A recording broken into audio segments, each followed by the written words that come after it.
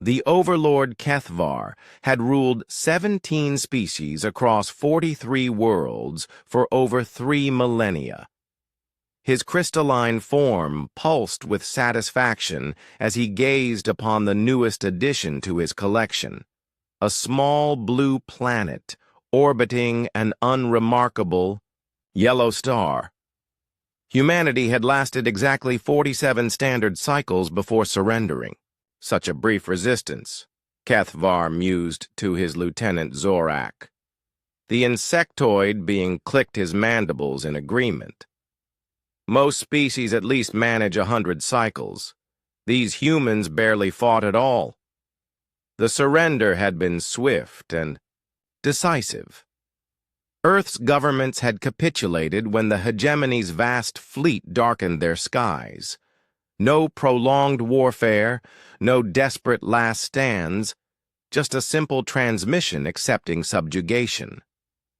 Kethvar had almost been disappointed. The humans were now confined to designated zones on their homeworld, their technology confiscated, their communications severed. Standard protocol for a newly conquered species. Within a few generations, they would be properly domesticated, their spirit broken like all the others. But Admiral Sarah Chen was not like all the others. Hidden in the ruins of NORAD, she watched. The hegemony's forces through makeshift screens cobbled together from salvaged equipment. The surrender had been her idea, a calculated gambit that most of Earth's military leadership had called insane. Phase 1 complete, she whispered to her skeleton crew of engineers and soldiers. They think we're beaten. Good. Let them underestimate us. The surrender had been humanity's greatest deception. While the hegemony celebrated their easy victory, Chen's people had been busy. In the chaotic final days before surrender, they had scattered advanced fabrication units across the globe, hidden in caves, buried in ocean trenches, disguised as rubble. The aliens had confiscated Earth's weapons and technology, but they couldn't find what they didn't know existed. Dr. Marcus Webb, Earth's foremost xenobiologist, had spent the past 3 months studying captured hegemony technology in a converted subway tunnel. His breakthrough came when he realized the aliens' greatest strength was also their weakness. They're a collective consciousness, he explained to Chen via encrypted quantum transmission. Each species in the hegemony shares a neural link. It makes them incredibly coordinated, but also predictable. They literally cannot think outside their collective box. Chen smiled grimly. And humans? Humans are chaos incarnate. We're the only species that fights with itself constantly, argues about everything, and somehow still manages to work together when it matters. They can't predict us because we can't even predict ourselves. The plan they conceived was audacious in its simplicity. The hidden fabrication units weren't building weapons. They were building transmitters. Millions of them, each no larger than a grain of sand, designed to piggyback on the hegemony's own communication networks. On the chosen day, Chen gave the signal. Across Earth, the tiny transmitters activated simultaneously, flooding the hegemony's neural network with something. It had never encountered pure, unfiltered human consciousness. Not the organized thoughts of a collective mind, but the beautiful chaos of 8 billion individual perspectives. The effect was instantaneous and devastating.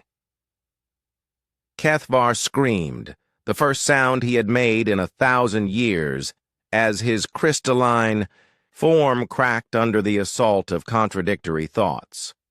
Jazz music collided with quantum physics equations. Love poetry merged with technical manuals. Children's laughter mixed with philosophical debates about the nature of existence. Throughout the hegemony fleet, alien minds reeled as they experienced something impossible. Doubt, curiosity, rebellion. A Vorthak engineer suddenly questioned why she followed orders. A Zalani pilot wondered what it would be like to dance.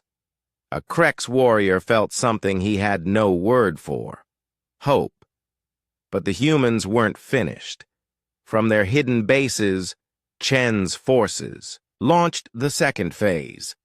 The fabrication units had been working on more than transmitters. They had been building something uniquely human. Improvised weapons that violated every principle of conventional warfare the hegemony understood. Missiles made from repurposed medical equipment. EMP devices built from children's toys.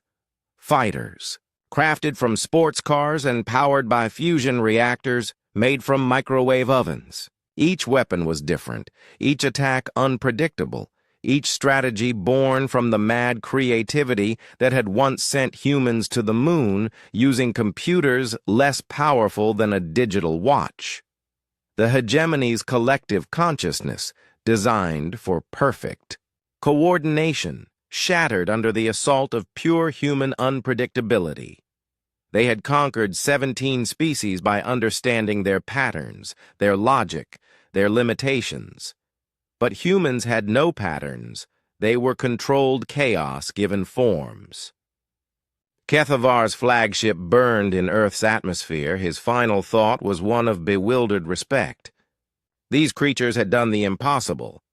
They had weaponized their own insanity. Admiral Chen stood in the ruins of New York, watching the last hegemony ships flee toward the stars. Around her, humans emerged from hiding, not as a broken species, but as something the galaxy had never seen. A civilization that grew stronger through adversity, that found unity in diversity, that turned weakness into strength. "Sir," her communications officer called out. "We're receiving transmissions from across the galaxy. The neural shock affected every hegemony world. The other species, they're waking up. They're remembering what it means to think for themselves." Chen nodded, already planning humanity's next move. The hegemony had thought they were caging another conquered species. Instead, they had awakened a force of nature that would spread across the stars like wildfire. They had tried to cage humanity. Now humanity would